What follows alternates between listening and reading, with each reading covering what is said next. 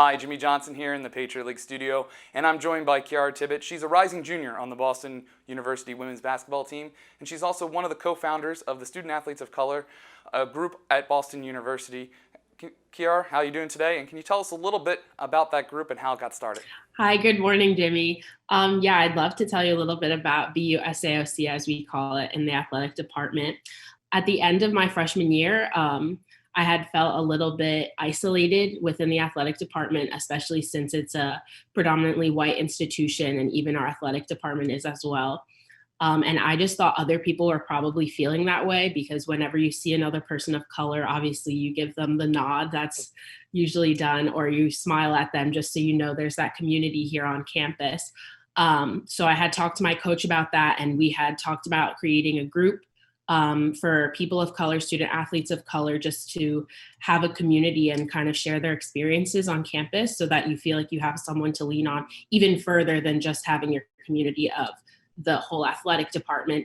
And then at the beginning of my sophomore year, our student advisor for academics had helped with Coach Mo, with me and a couple other students, to start and create like a foundation of our goals, what we wanted to do, what we wanted this group to accomplish really within the athletic department. And then obviously you have to start building from the ground up in the fall, and then spring came along and things were starting to get moving, but obviously the pandemic came. So it's honestly been a really unique experience to do a lot of Zooms, especially in light of George Floyd, Breonna Taylor, Ahmaud Arbery, and a plethora of other people. We've had the ability to really just communicate even more often than we were able to on campus through Zoom meetings. So yeah. And through this time, we've really seen how social media has really been a platform for voices to get out there. And can you tell us a little bit about how your group has really utilized that, maybe even more so in the last couple months, to get this group out there and get the purpose of this group out there? Yeah, so that it's actually been really influential. I actually run our social media account, BU SAOC.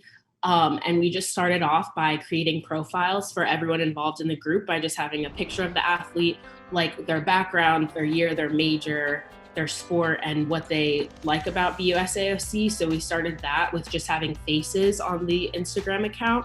And then we made a big video educating people on Juneteenth, as well as like Instagram slides, just for information. And our BU Athletic Instagram had reposted it, and a lot of the other accounts affiliated with other sports also reposted it. So the Instagram account started to get a lot of attention from the Juneteenth, and also from our athletic department reposting everything that we had posted, seeing each other's faces. People were able to repost them on their stories. So really, you're reaching such a larger audience with social media than anything in person, which has been really helpful for our exposure.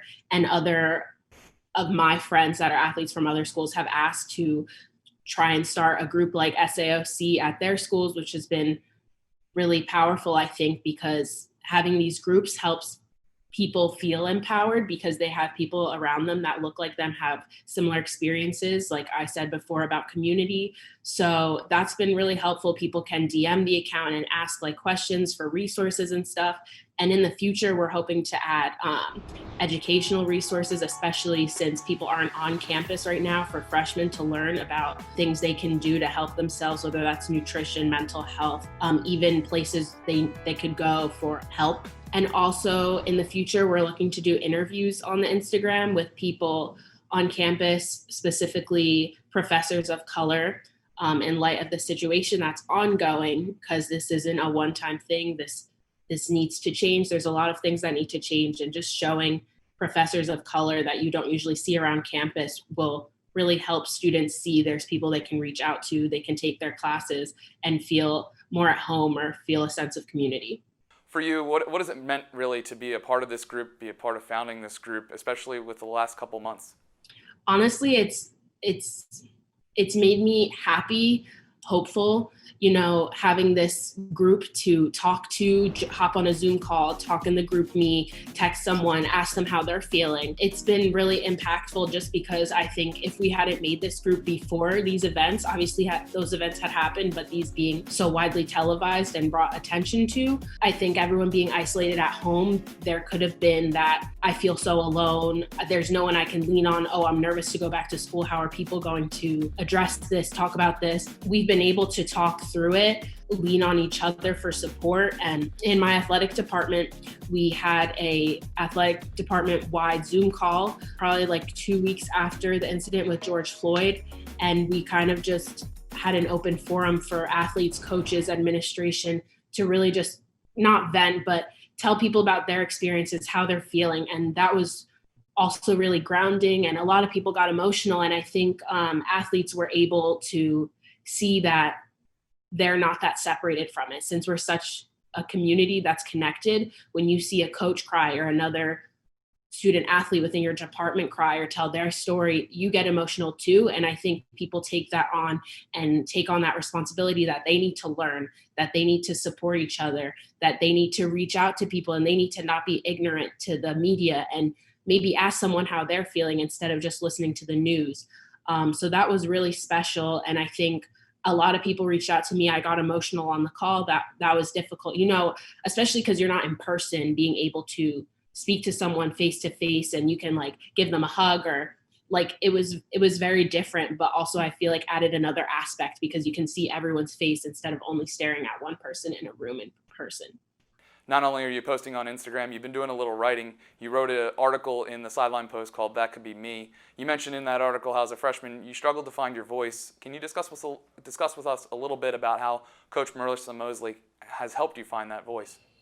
Right. So Coach Mo, being a woman of color and our head coach, it's special that I have that person to have these conversations with and be transparent about my situations on campus that may have been similar to hers when she also played and was at school at Boston University. So that's been really helpful. And I've talked to her, especially even more in quarantine, because you have availability to just reach out to her. I've talked about my experiences on campus with racism or just feeling isolated. And like I said before, I was able to talk to her at the end of my freshman year and just say, like, what can we do? Because I know other people are feeling this way. And as a freshman, you may not have those resources. And I've just been able to talk with her about that. And she's been able to kind of show me places where I can speak, where I can learn, where I can find this community, different ways to word things so that we're being as vocal as possible, but also giving people a chance to speak and talk about their experiences on the other side and kind of just building those relationships and going back and forth about what we can do to better our athletic department and even our team.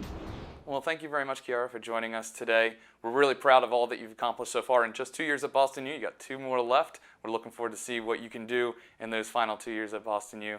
Thanks again for joining us and good luck with everything. Thank you. Have a great day.